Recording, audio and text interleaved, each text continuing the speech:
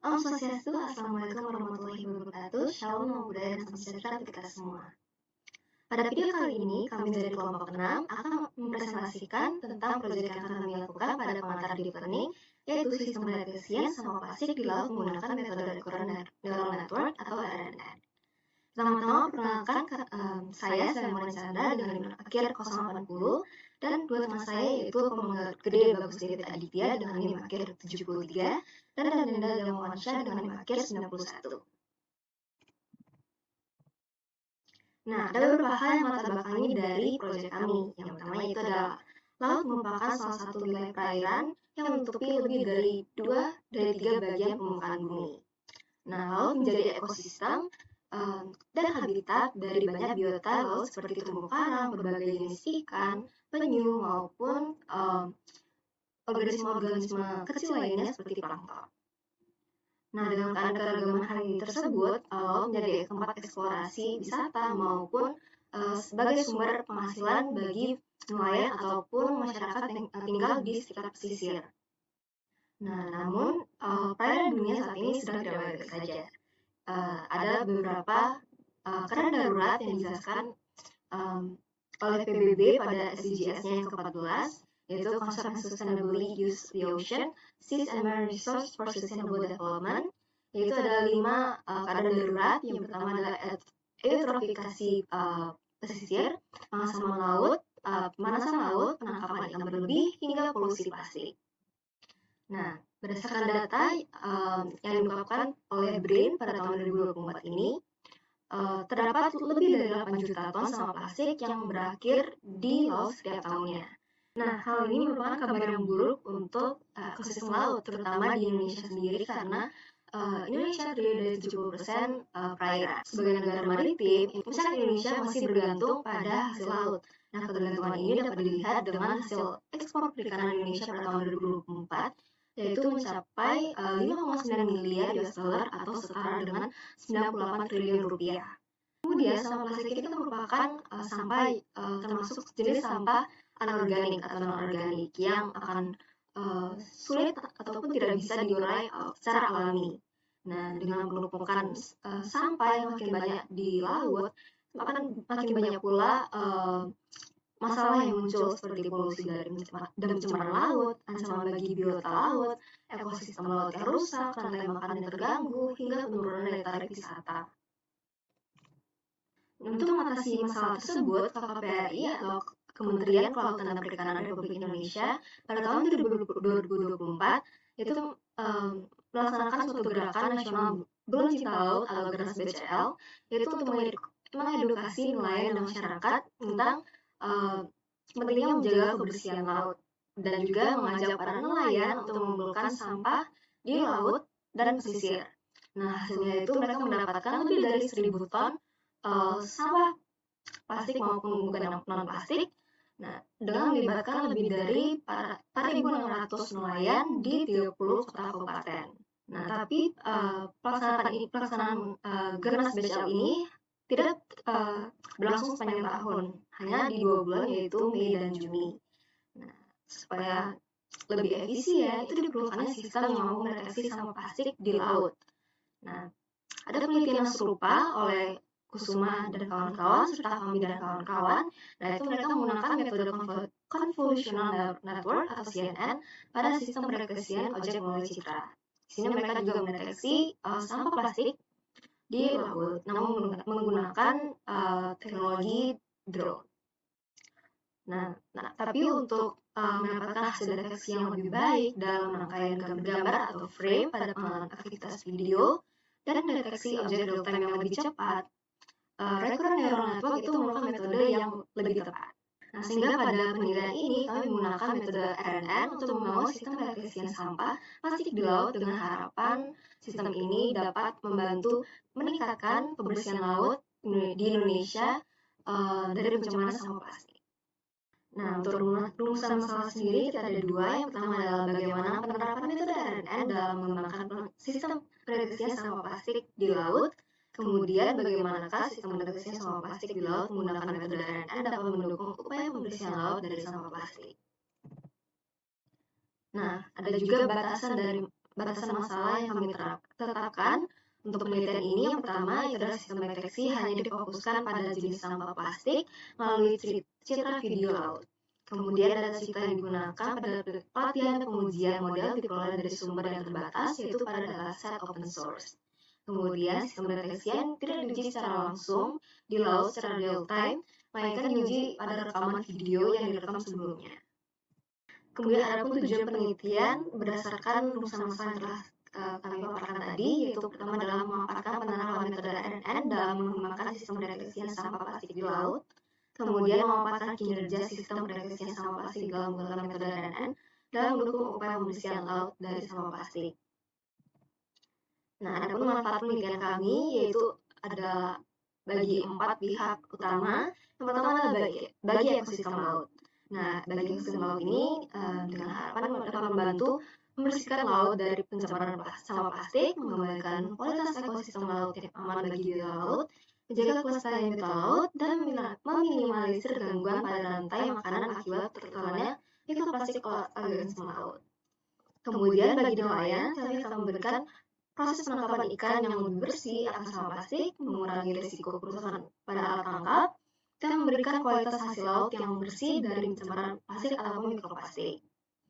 Kemudian bagi masyarakat, itu adalah meningkatkan kesadaran akan pentingnya menjaga kebersihan dan kelestarian laut sebagai sumber kehidupan dan pariwisata, serta mendukung upaya edukasi lingkungan hidup dan pengelolaan sampah plastik secara berkelanjutan. Nah, kemudian terakhir itu adalah bagi pemerintah, di mana kita membantu mendeteksi dan memetakan keberadaan sampah plastik di laut secara efisien sebagai langkah awal dalam upaya pembersihan dan pelestarian ekosistem laut. Kemudian mendukung program nasional seperti yang telah kita bahas sebelumnya, yaitu adalah Gerakan Nasional Bulan Cinta Laut atau GERAS BCL dengan sistem pendeteksian sampah plastik yang berkelanjutan. Kemudian yaitu yang terakhir adalah meningkatkan partisipasi Indonesia dalam SDG yang poin ke-14. Nah, selanjutnya akan dilanjutkan oleh teman saya. Sebelumnya, perkenalkan nama saya Komanggede Box Steven Aditya dengan NIM akhir 073. Di sini saya akan mempresentasikan bagian dari tinjauan pustaka. Nah, pertama di sini saya akan menjelaskan tinjauan teorinya terlebih dahulu. Yang pertama ada sampah. Sampah merupakan material sisa yang tidak diperlukan setelah berakhirnya suatu proses. Hampir setiap hari, manusia terus-menerus memproduksi sampah tanpa mengenal waktu. Sampah yang menumpuk terlalu banyak akan menyebabkan pencemaran lingkungan yang dapat mengganggu keseimbangan ekosistem sekitar. Nah, pada jenis sampah ini, jenis sampah dibedakan menjadi 3, yaitu yang pertama ada berdasarkan sifatnya, yang kedua ada berdasarkan wujudnya, dan yang ketiga ada berdasarkan sumbernya. Sampah berdasarkan sifatnya ini dibagi lagi menjadi 3, yaitu ada sampah organik, sampah anorganik, dan sampah bahan berbahaya beracun atau sampah B3. Nah, yang kedua ada sampah berdasarkan wujudnya ini dibagi menjadi 2, yaitu ada sampah padat dan sampah cair. Lalu yang ketiga ada sampah berdasarkan sumbernya ini dibagi menjadi 4, yaitu ada sampah dari alam, sampah dari manusia, yang ketiga ada sampah dari konsumsi, dan yang terakhir adalah sampah dari industri. Lalu teori yang kedua itu adalah pengolahan citra digital. Pengolahan citra digital merupakan ilmu yang mempelajari hal-hal yang berkaitan dengan perbaikan kualitas terhadap suatu gambar, transformasi gambar, melakukan pemilihan citra ciri yang optimal untuk tujuan analisis, melakukan penyimpanan data yang sebelumnya dilakukan reduksi dan kompresi, transmisi data, dan waktu proses data. Teknik pengolahan citra digital ini meliputi beberapa tahapan, yaitu mengimpor gambar melalui alat akuisisi gambar, menganalisis gambar, dan memanipulasi gambar, dan output yang hasilnya dapat diubah berdasarkan pada analisis gambar. Lalu yang ketiga, teori yang ketiga itu ada object detection.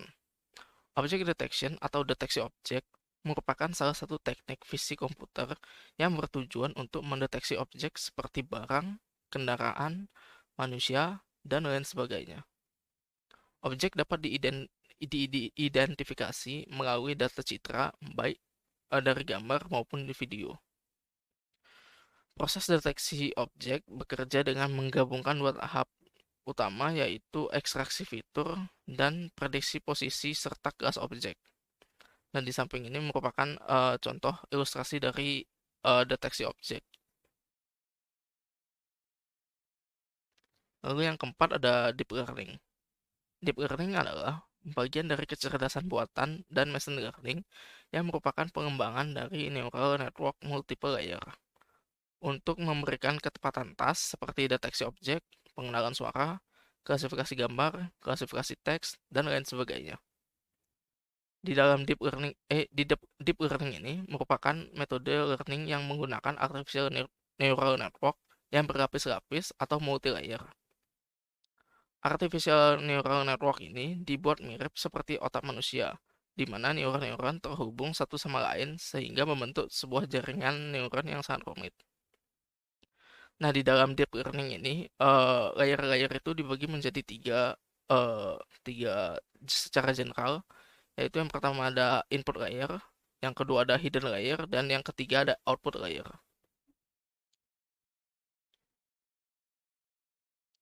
Nah, untuk teori yang kelima itu ada recurrent neural network atau bisa disingkat RNN.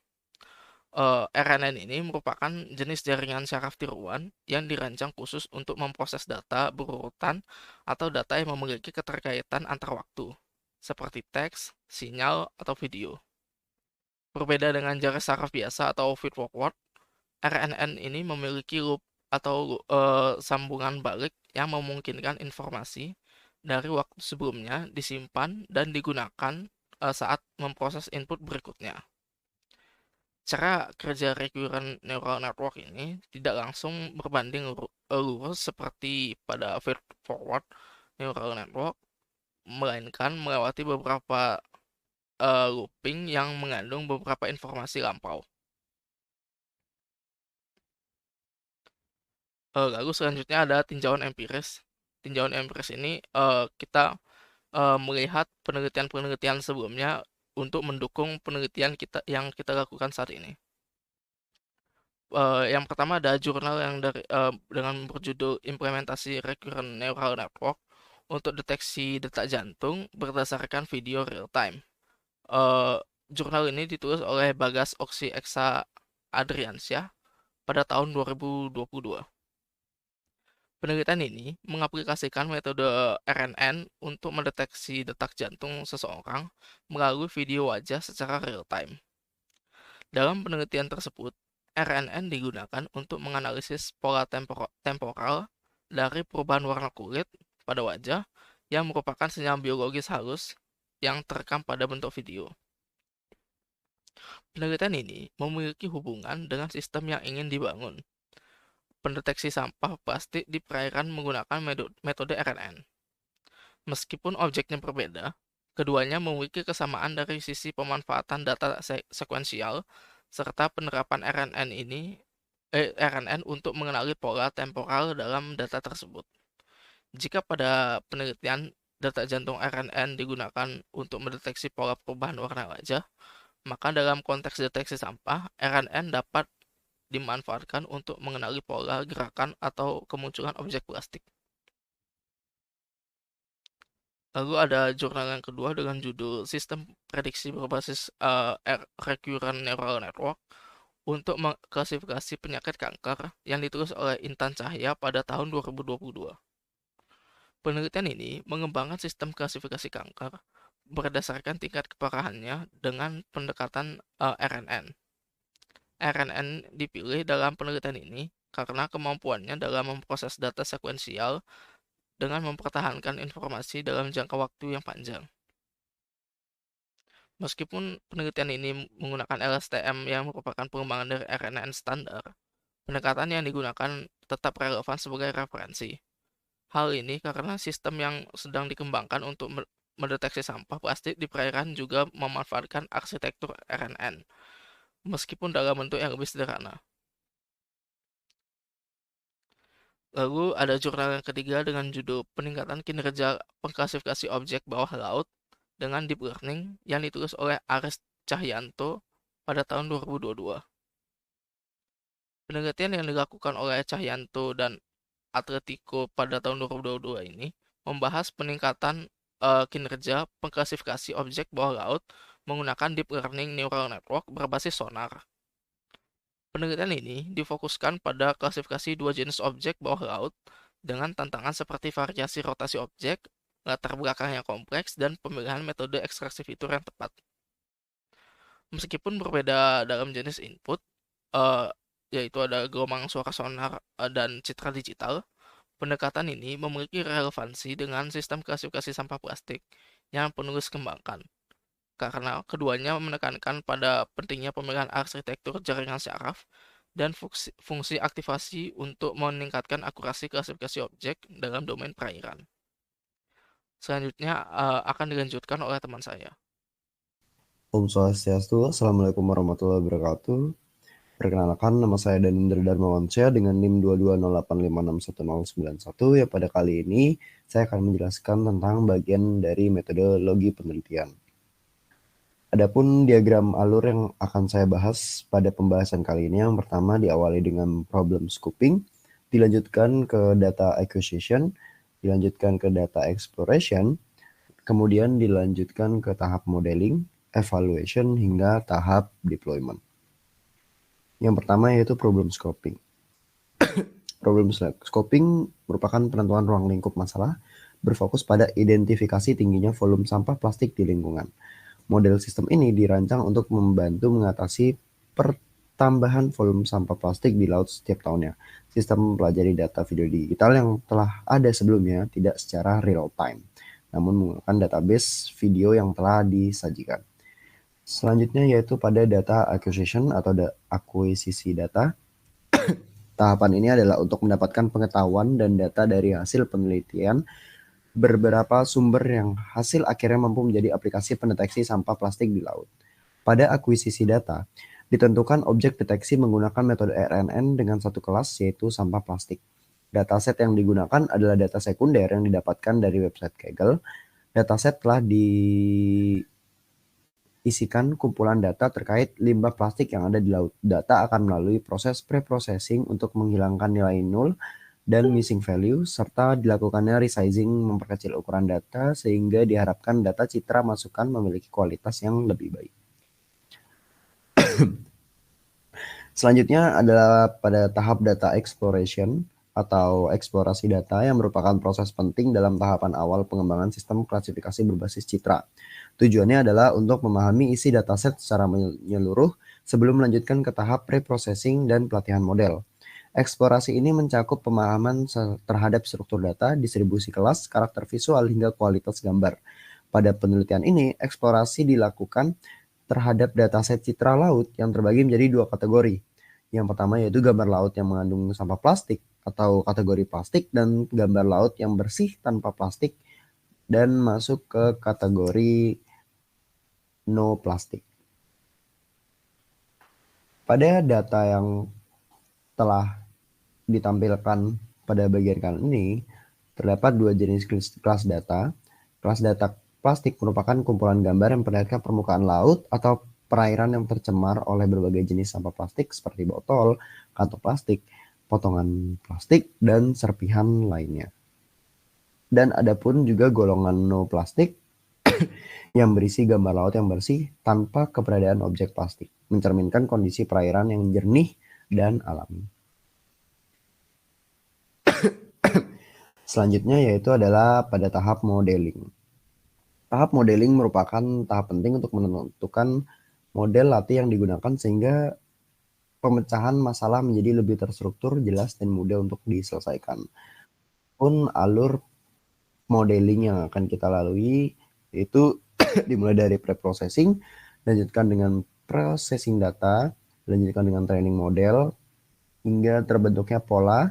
Kemudian dilanjutkan dengan deteksi sampah dengan inputan berupa video citra, dan jika berhasil terdeteksi maka aplikasi sudah selesai. Dan juga RNN umumnya digunakan untuk data sekuensial seperti teks, sinyal, waktu, atau audio. Namun dalam konteks image classification, RNN dapat digunakan secara tidak konvensional dengan memproses fitur citra yang telah diekstraksi secara sekuensial. Pendekatan ini memproses fitur citra yang telah diekstraksi secara sekuensial. Pendekatan ini menjadi lebih relevan ketika kita memanfaatkan urutan spasial dari gambar, misalnya baris demi baris pixel atau blok kecil dari citra sebagai input berurutan ke RNN. RNN ini bekerja dengan mempertahankan memori dari data sebelumnya melalui mekanisme hidden state. Hal ini memungkinkan RNN untuk mengingat informasi dari langkah waktu sebelumnya saat memproses langkah waktu berikutnya, sehingga mampu memahami urutan dan pola dalam data. Dalam konteks ini, urutan baris pixel dari citra dianggap memiliki struktur yang saling terhubung. Secara arsitektural, RNN yang digunakan pada penelitian ini terdiri dari beberapa lapisan utama. Yang pertama yaitu input layer, yang dimana input layer merupakan bagian menerima input dalam bentuk urutan vektor representasi citra sebelum masuk ke RNN. Jadi citra terlebih dahulu dinormalisasi dan di-flatten ke dalam urutan. Pada arsitektur kedua yaitu RNN layer sendiri yang memproses data secara sekuensial, menghasilkan hidden state setiap langkah waktu yang digunakan untuk menyimpan informasi kontekstual. Dilanjutkan dengan dense layer atau fully connected, yang dimana setelah seluruh sequence diproses oleh RNN, keluaran terakhir atau hidden state terakhir digunakan sebagai input ke layer fully connected untuk transformasi ke dalam output akhir. Selanjutnya adalah output layer. Karena ini merupakan tugas klasifikasi biner, layer output dari satu neuron dengan aktivasi sigmoid nilai antara 0 sampai 1 yang dihasilkan itu menunjukkan probabilitas gambar tersebut mengandung plastik. Selanjutnya yang terakhir yaitu loss function yang digunakan binary cross entropy karena target klasifikasi hanya dua kelas yaitu plastik dan no plastik. Selanjutnya adalah tahapan evaluation. Pada penelitian ini, confusion metric digunakan untuk performansi deteksi objek menggunakan RNN. Confusion metric memiliki beberapa istilah di antaranya TP, true positif, yaitu jumlah data positif yang terklasifikasi dengan benar oleh sistem, true negatif, yaitu jumlah data negatif yang terklasifikasi dengan benar oleh sistem, false positif, yaitu jumlah data positif namun terklasifikasi salah oleh sistem, dan false negatif, yaitu jumlah data negatif namun terklasifikasi salah oleh sistem.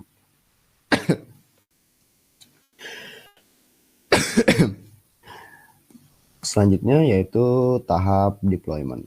Tahap deployment atau penerapan model adalah fase akhir dalam siklus pengembangan machine learning di mana model yang telah dibangun, diuji, dan dievaluasi pada tahap sebelumnya akan diterapkan dalam lingkungan nyata.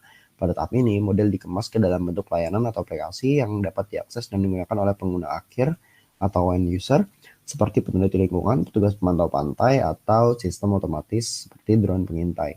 Dalam konteks penelitian ini, model RNN yang digunakan untuk mengklasifikasi gambar laut menjadi dua kategori mengandung plastik atau tidak mengandung plastik akan diterapkan ke dalam sistem monitoring lingkungan berbasis antarmuka visual atau API yang dapat diakses oleh pengguna tanpa memerlukan pemahaman teknis terhadap model AI di baliknya.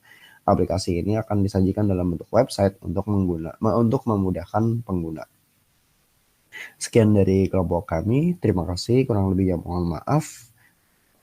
Wassalamualaikum warahmatullahi wabarakatuh. Om Santi Santi Santi Om. Terima kasih.